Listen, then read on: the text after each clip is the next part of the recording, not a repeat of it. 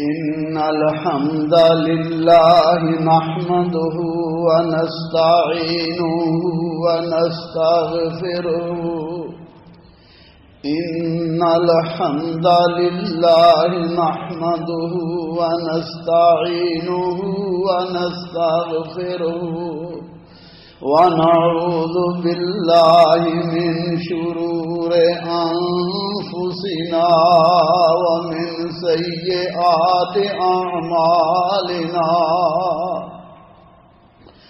من يهده الله فلا مضل له ومن يضلله فلا هادي له وأشهد أن لا إله إلا الله وحده لا شريك له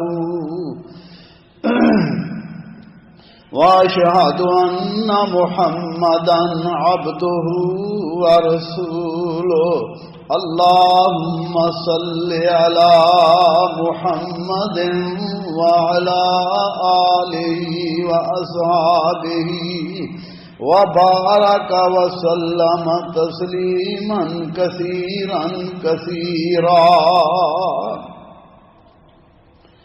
أما بعد فإن خير الحديث كتاب الله وخير الهدي هدي محمد صلى الله عليه وعلى آله وسلم وشر الأمور محدثاتها وكل محدثة بدعة وكل بدعة ضلالة وكل ضلالة في النار أعوذ بالله السميع العليم من الشيطان الرجيم من همزه ونفثه ونفسه بسم الله الرحمن الرحيم ورحمتي وسعت كل شيء فسأكتبها للذين يتقون ويؤتون الزكاة اور میری رحمت ہر چیز کو گھیرے ہوئے ہے فَسَأَكْتُبُهَا لِلَّذِينَ يَتَّقُونَ پس میں اپنی رحمت کو ان لوگوں کے نام لکھ دوں گا جو گناہ اور شرک سے بچے رہتے ہیں وَيُؤْتُونَ الزَّكَاةَ اور زکوٰۃ ادا کرتے ہیں۔ بھائیوں، دوستوں، بزرگوں، قابل احترام خواتین اسلام، نماز کے بعد اسلام کا سب سے بڑا رکن زکوٰۃ ہے۔ عام طور پر عبادات کے سلسلے میں ہم نماز اور روزہ کہا کرتے ہیں، مگر نماز کے بعد دوسرا اہم اور بڑا رکن جس پر اسلام کی عمارت کھڑی ہے وہ زکوٰۃ ہے، اور اس کے ہٹنے کے بعد اسلام قائم نہیں رہتا۔ زکوٰۃ کے معنی پاکیزگی، صفائی کے ہیں۔ اپنے مال کا ایک حصہ حاجت مندوں اور مسکینوں کے لیے نکالنے کو زکوٰۃ کہتے ہیں، کیونکہ اس طرح بندے کا مال بھی پاک ہو جاتا ہے اور اس کا نفس بھی پاک ہو جاتا ہے۔ جو شخص اللہ احکم الحاکمین کی بخشی ہوئی دولت سے اللہ کے بندوں کا حق نہیں نکالتا، اس کا مال بھی ناپاک رہتا ہے اور اس کا نفس بھی ناپاک رہتا ہے، کیونکہ اس کے نفس میں احسان فراموشی ہے کہ جس اللہ نے اس پر اتنا احسان فرمایا کہ اسے رزق زیادہ مقدار میں ادا کیا، وہ اللہ ذوالجلال کے حکم پر غریبوں مسکینوں کا حق اسے ادا نہیں کرتا، تو میرے بھائیوں دوستو یہ بہت بڑا بخل ہے۔ اس سے کیا امید کی جا سکتی ہے کہ دین اسلام کے لیے کوئی اور قربانی دے؟ کیونکہ جو اللہ کا حق نہیں ادا کر سکتا میرے بھائیو اس کا مال بھی ناپاک رہتا ہے اور اس کا نفس بھی ناپاک رہتا ہے۔ زکوٰۃ صرف ہم پر فرض نہیں ہے بلکہ پہلی امتوں پر بھی زکوٰۃ فرض تھی۔ سیدنا اسماعیل علیہ السلام کے بارے میں اللہ مالک فرماتے ہیں وَكَانَ يَأْمُرُ أَهْلَهُ بِالصَّلَاةِ وَالزَّكَاةِ وَكَانَ عِنْدَ رَبِّهِ مَرْضِيًّا، فرمایا وہ اپنے گھر والوں کو نماز کا اور زکوٰۃ کا حکم دیتے تھے اور وہ اللہ کے برگزیدہ بندے تھے۔ سیدنا عیسیٰ علیہ السلام نے جو پہلی گفتگو کی وہ یہی تھی۔ عیسیٰ علیہ السلام فرماتے ہیں وَجَعَلَنِي مُبَارَكًا أَيْنَمَا كُنتُ وَأَوْصَانِي بِالصَّلَاةِ وَالزَّكَاةِ مَا دُمْتُ حَيًّا، اللہ ذل جلال نے جہاں بھی میں رہوں مجھے بابرکت بنایا اور مجھے ہدایت فرمائی کہ میں نماز پڑھوں اور زکوٰۃ دیتا رہوں جب تک میں زندہ رہوں۔ میرے بھائیو دوستو، مسلمانوں پر بھی ہم پر بھی زکوٰۃ فرض ہے۔ حکم یہ ہے اقیموا الصلاۃ وآتوا الزکاۃ وارکعوا مع الراکعین، نماز قائم کرو، زکوٰۃ دو۔ اور قرآن کریم کے شروع میں بھی اللہ ذل جلال نے یہی فرمایا الف لام میم ذالک الکتاب لا ریب فیہ ھدی للمتقین الذین یؤمنون بالغیب ویقیمون الصلاۃ ومما رزقناہم ینفقون۔ تو میرے بھائیو دوستو بزرگو، زکوٰۃ سن 2 ہجری شعبان کے مہینے میں فرض ہوئی۔ جیسا کہ میں نے عرض کیا زکوٰۃ کا معنی پاکیزگی، بڑھوتی اور برکت ہے، جبکہ شریعت میں ایک مخصوص حصہ اپنے مال کا نکالنا اسے زکوٰۃ کہا جاتا ہے اور اللہ اس کو زکوٰۃ کے وہ قرآن کریم میں لفظ صدقہ سے بھی کہا گیا۔ اللہ مالک اپنے حبیب صلی اللہ علیہ وسلم کو فرما رہے ہیں خذ من اموالہم صدقۃ تطہرہم وتزکیہم بہا، اے نبی صلی اللہ علیہ وسلم آپ ان کے مالوں میں صدقہ لیجئے جس کے ذریعے آپ انہیں پاک صاف کر دیجئے۔ میرے بھائیو دوستو، قرآن کریم میں اللہ ذوالجلال نے بارہا مقام پر نماز کا بھی ذکر فرمایا اور زکوٰۃ کا بھی ذکر فرمایا، کیونکہ زکوٰۃ دینے سے بندہ اللہ کی رحمت کا حصول کر لیتا ہے، اللہ کی رحمت بندے کو حاصل ہو جاتی ہے۔ اسی طرح زکوٰۃ اسلامی بھائی چارے کی بھی ایک شرط ہے۔ فرمایا فَإِن تَابُوا وَأَقَامُوا الصَّلَاةَ وَآتَوُا الزَّكَاةَ فَإِخْوَانُكُمْ فِي الدِّينِ، اگر یہ توبہ کر لیں، نماز ادا کریں اور زکوٰۃ دیں تو پھر یہ تمہارے بھائی ہیں۔ اور ایک مقام پر اللہ ذوالجلال نے جنت والوں کی نشانیوں کا ذکر کیا ہے۔ 18واں سپارہ سورۃ المومنون کے شروع میں فرمایا قد افلح المومنون، یقیناً مومن کامیاب ہو گئے۔ پھر اللہ ان کی صفات کا ذکر فرما رہے ہیں، 8 صفتوں کا ذکر کیا، ان میں یہ بھی ہے والذین هم للزکاۃ فاعلون، فرمایا جو زکوٰۃ ادا کرتے ہیں۔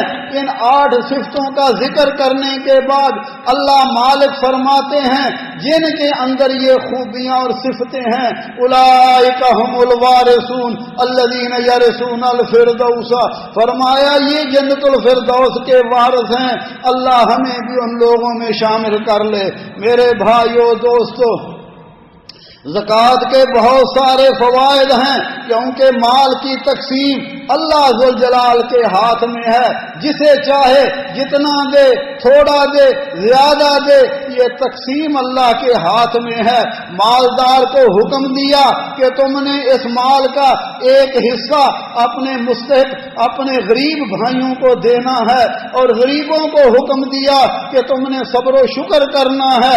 اس طرح غریب اور امیر کے درمیان محبت پیدا ہوتی ہے، الفت پیدا ہوتی ہے.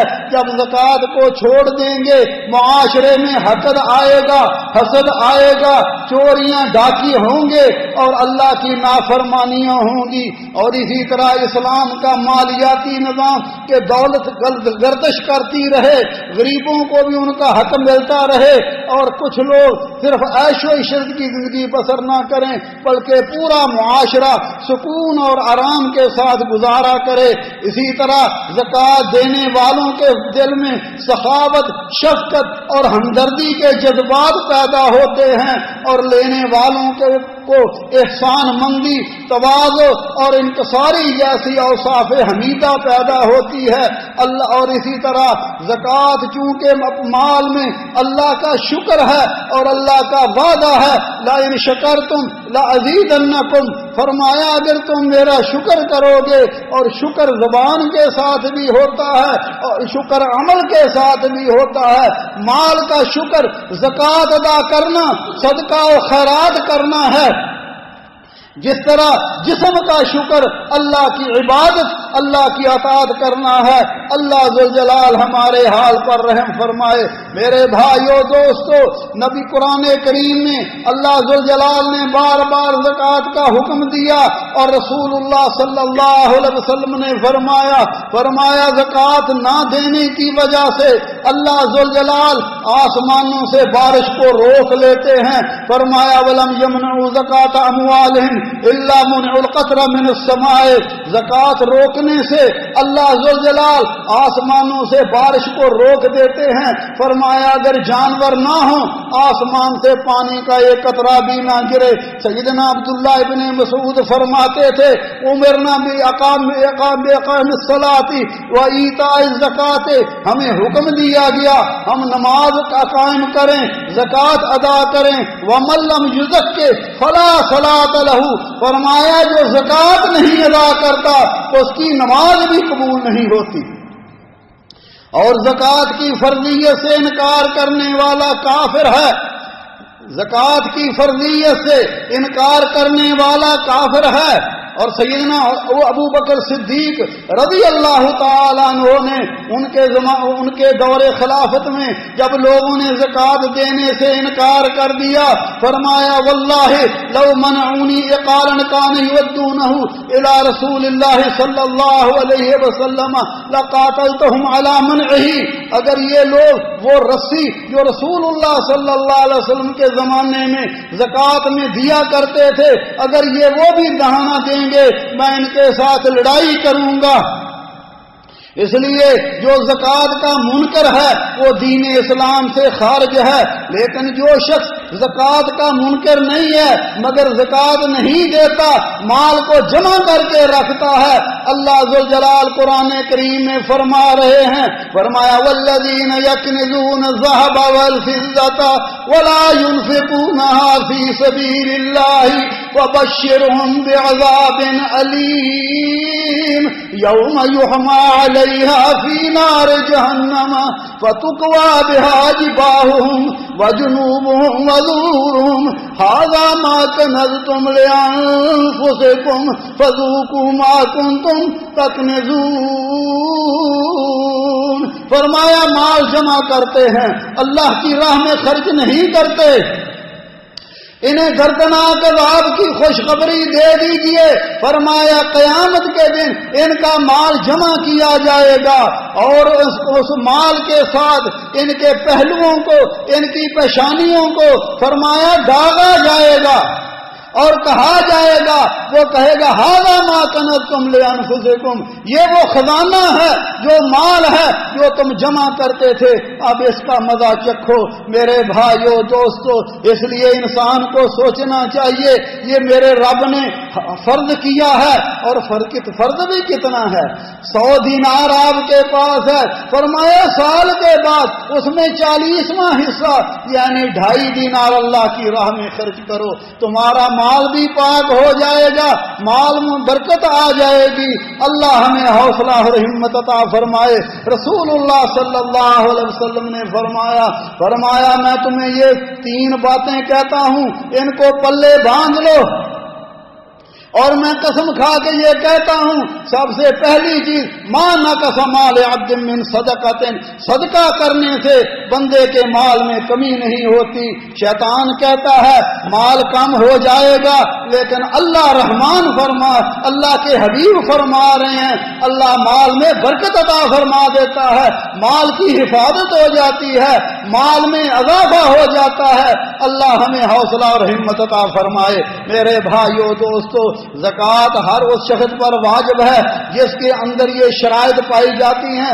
سب سے پہلی شرط بندہ مسلمان ہو، کیونکہ کافر سے زکوٰۃ نہ لی جا سکتی ہے اور نہ ہی کافر کو زکوٰۃ دی جا سکتی ہے۔ اور دوسری شرط آزاد ہو، غلام پر زکوٰۃ واجب نہیں ہے، اور آج غلامی ہے ہی نہیں۔ اور ملکیت اس مال کا مالک ہو، لہذا وہ مال جس کا بندہ مالک نہیں ہے اس کی زکوٰۃ ادا نہیں کرے گا۔ جیسا کسی کے پاس امانت ہو یا رہن کے طور پر رکھا ہوا مال ہو تو جس کا مال ہے وہ زکوٰۃ ادا کرے گا، اور جس کے پاس رکھا ہوا ہے وہ زکوٰۃ نہیں ادا کرے گا۔ اور تیسری شرط نصاب، یعنی اس کا پاس اتنا مال ہو جو نصاب تک پہنچ جائے جو شریعت نے مقرر کیا ہے۔ اسی طرح چوتھی شرط یہ ہے اس مال پر 1 سال گزر جائے، البتہ زرعی پیداوار پر یہ شرط نہیں ہے، وہ جب فصل تیار ہوگی اس کا عشر نکالا جائے گا۔ اسی طرح اس مال پاکیزہ ہو، حرام مال سے زکوٰۃ نہیں لی جاتی اور نہ ہی دی جاتی ہے۔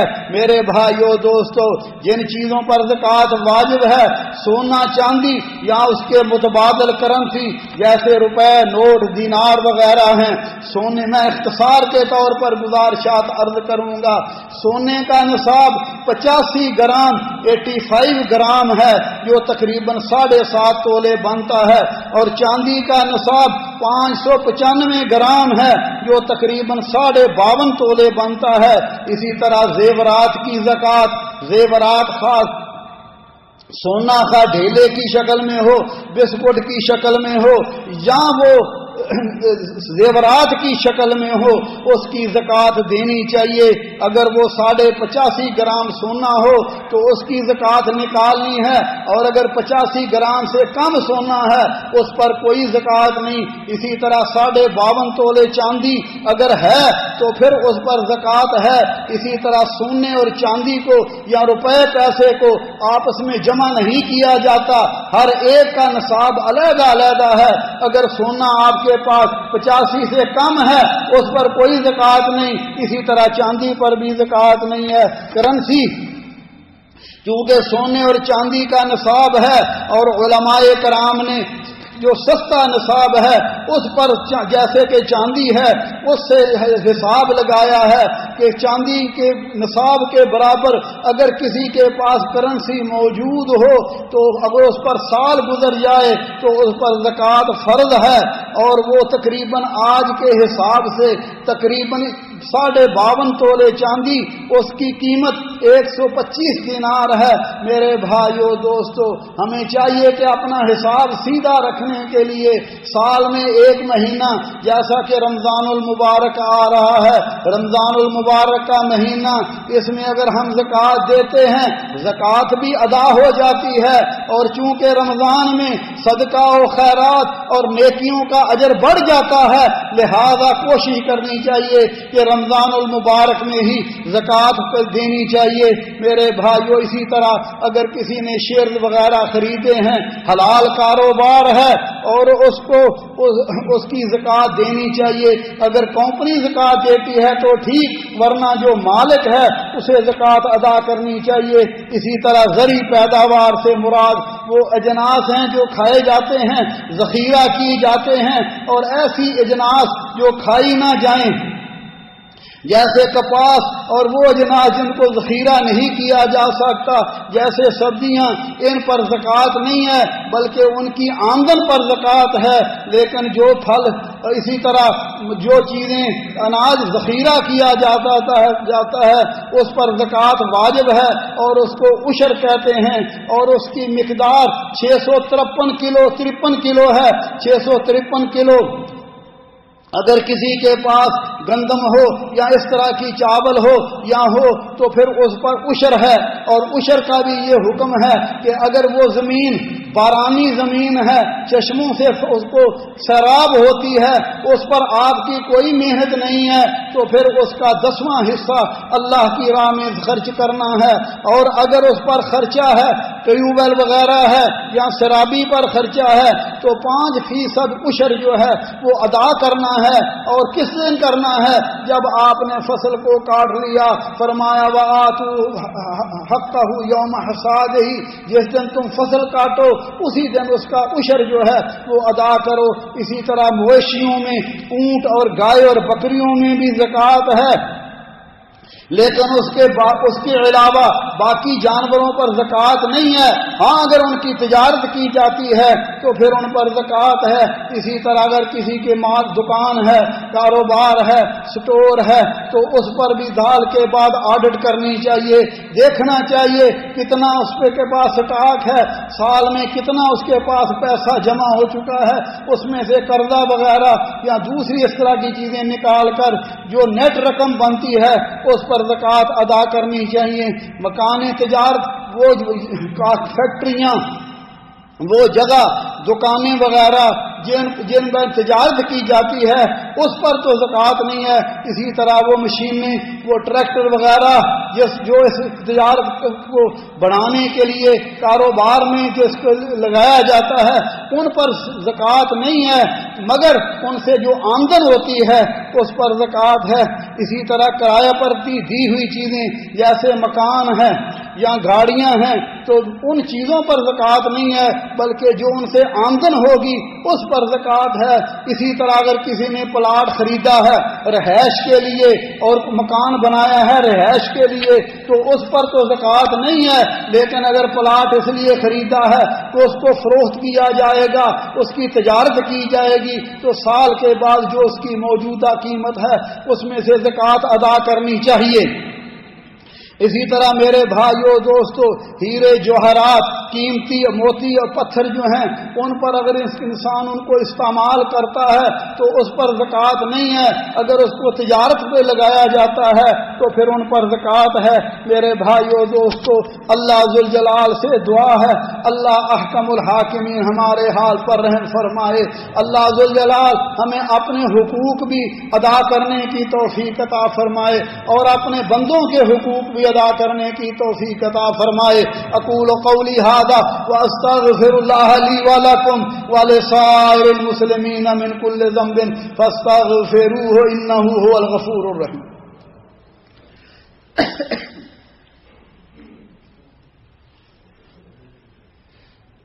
الحمد للہ وسلام علی عباده الذین اصطفى، اشہد ان لا الہ الا اللہ وحدہ لا شریک لہ واشہد ان محمدا عبدہ ورسولہ۔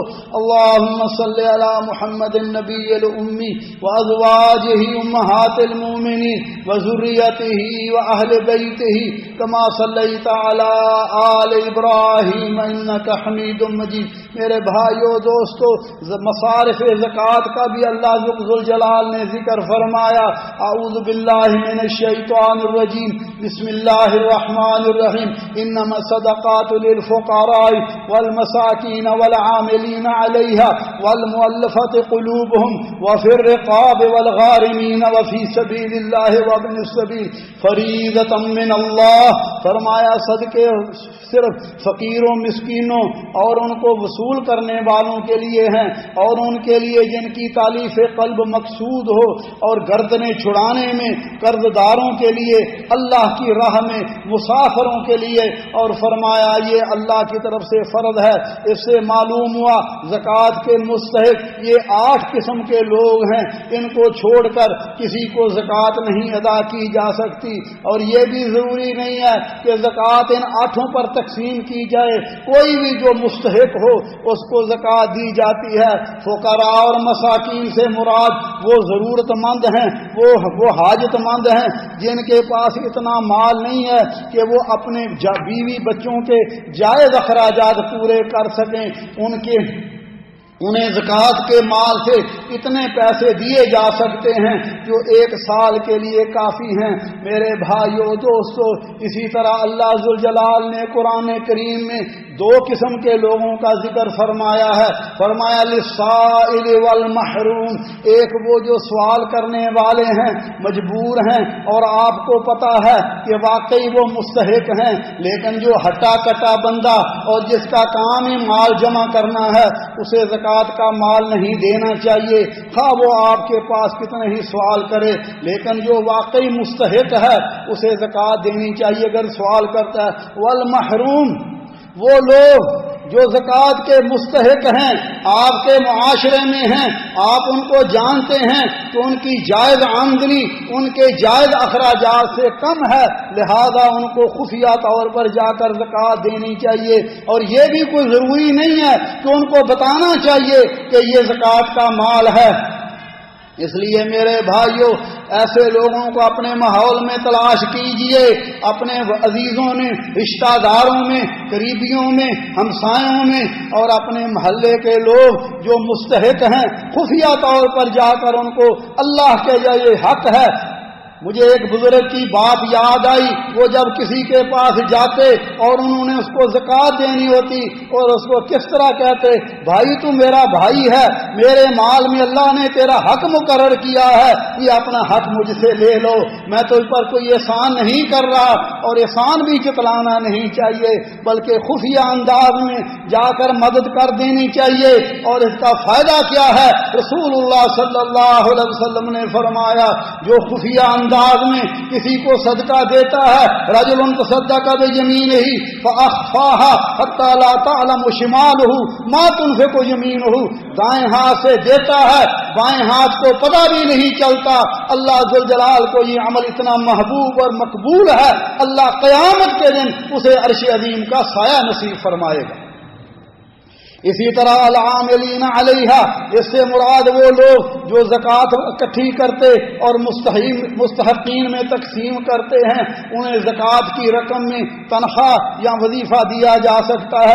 والمؤلفۃ قلوبہم، کمزور ایمان والے نو مسلم لوگ یا ایسے لوگ جن کے مسلمان ہونے کی امید ہے، یا ایسے کفار جن کو مال دینے سے اس کے علاقے میں مسلمانوں پر ظلم نہیں ہوگا، زیادتی نہیں ہوگی۔ وفر رقاب، غلاموں کو ان کے آقاؤں سے چھڑا کر آزاد کرنا، یا وہ مسلمان جو کافروں کی قید میں ہیں ان کو چھڑانا، یا جو بطور تاوان اغوا جن کو کیا جا چکا ہے یا رغمال بنایا جا چکا ہے ان کو چھڑانا۔ اسی طرح مقروض، جس کے اوپر قرضے کا بوجھ ہے اور وہ قرضہ ادا کرنے کی طاقت نہیں رکھتا، بشرطے کہ اس نے قرضہ کسی جائز کام کے لیے لیا ہو، اور وہ لوگ جن پر چٹی پڑ جائے یا جن کے کاروبار میں شدید خسارہ ہو جائے ان کو بھی زکوٰۃ دی جا سکتی ہے۔ وفی سبیل اللہ، مراد جہاد اور تمام دینی مقاصد ہیں جو اللہ کی رضا کے لیے کیے جائیں، مثلا دینی مدارس کی تعمیر، اس میں زیر طلباء وغیرہ کو زکوٰۃ کی رقم دی جا سکتی ہے۔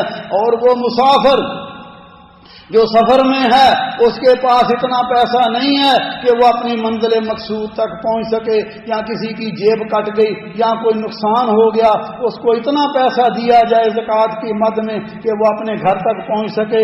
اسی طرح میرے بھائیو دوستو، یہ کچھ لوگ تھے، اور اگر انسان کسی مسکین کو، کسی غریب کو مال دیتا ہے تو اس کو ایک اجر ملتا ہے، لیکن اگر یہی مال، یہی زکوٰۃ اپنے کسی رشتہ دار کو جو مستحق ہے اس کو دیتا ہے تو رسول اللہ صلی اللہ علیہ وسلم نے فرمایا لہو اجران، اللہ اس کو 2 اجر عطا فرما دیتا ہے۔ اسی طرح ہمسائے کو دینے سے بھی 2 اجر ملتا ہے۔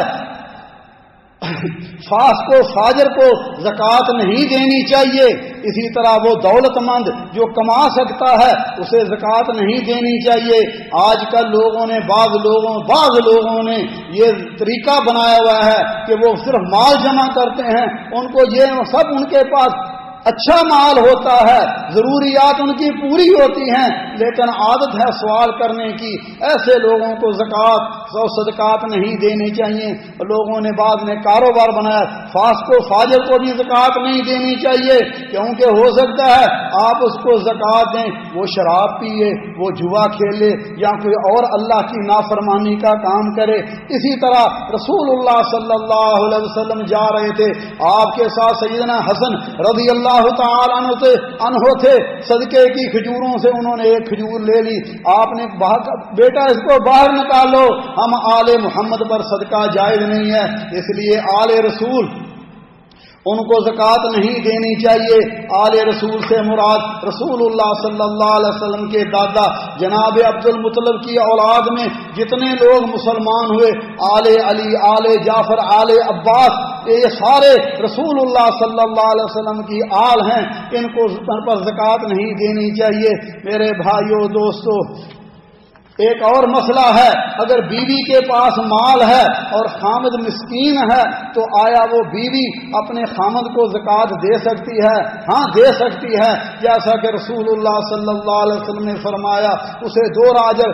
لیکن خامد اپنی بیوی کو, اپنے بچوں کو, اپنے والدین کو زکوٰۃ نہیں دے سکتا, کیونکہ ان کی کفالت اس کے ذمے ہے.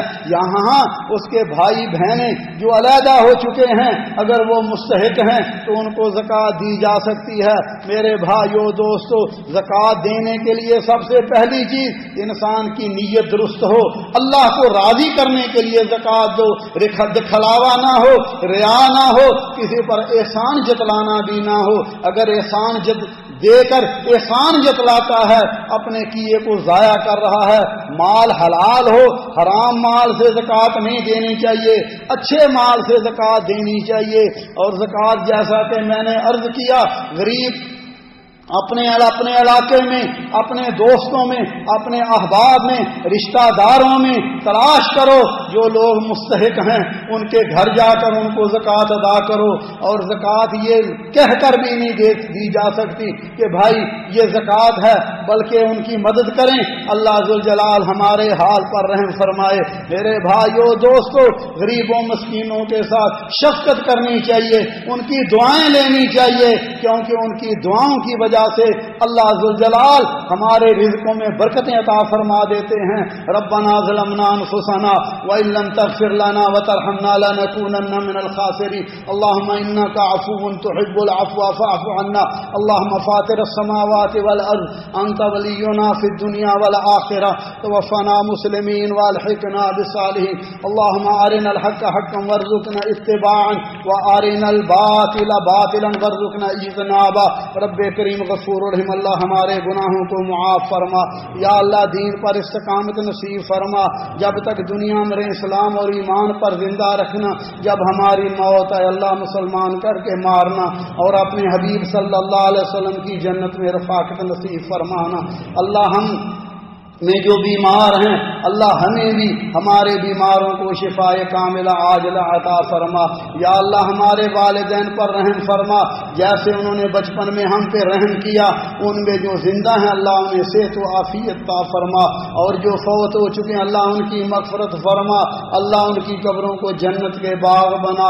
یا اللہ جتنے بھی مرد عورتیں حالت ایمان میں اس دنیا سے چلے گئے ہیں اللہ سب کی مغفرت فرما. اللہ سب کی قبروں کو جنت کے باغیچے بنا. یا اللہ عالم اسلام پر رحم فرما, جہاں جہاں مسلمانوں پر ظلم ہو رہا ہے, مسلمان پریشان ہیں, اللہ مسلمانوں کے مالوں جانوں عزتوں کی حفاظت فرما. یا اللہ جو کچھ مانگا ہے وہ بھی عطا فرما. رب کریم بندوں کے دلوں کی خواہشات کو آپ بہتر جانتے ہیں, اللہ اپنے بندوں کی جائز خواہشات کو پورا فرما. یا اللہ ہم سب کو دنیا میں اسلام اور ایمان پر استقامت عطا فرما. اللہ اللہ ہم سب کا حساب آسان فرما اور ہم سب کو گناہوں سے بچ کر جنت الفردوس عطا فرما. اللہ تو رحم کرنے والا، کرم کرنے والا، اللہ تو ہمیں توفیق عطا فرما کہ ہم ہر معاملے میں تیری اطاعت و فرما برداری کریں، تیرے حکموں پر چلیں. اللہ تو ہم پر راضی ہو جا. اللہ ہماری اولادوں کو بھی دین کے خادم بنا، اللہ ان کو دین کے خادم بنا، ہماری آنکھوں کی ٹھنڈک بنا، اللہ انہیں ہمارے لیے صدقہ جاریہ بنا. ربنا ظلمنا انفسنا وان لم تغفر لنا وترحمنا لنكونن من الخاسرين. عباد اللہ رحمكم اللہ، ان اللہ یامر بالعدل والاحسان وایتاء ذی القربى وینہی عن الفحشاء والمنکر والبغی یعظکم لعلکم تذکرون. اذکروا اللہ یذکرکم وادعوه یستجب لکم ولذکر اللہ اکبر واللہ یعلم ما تصنعون. واقم الصلاۃ.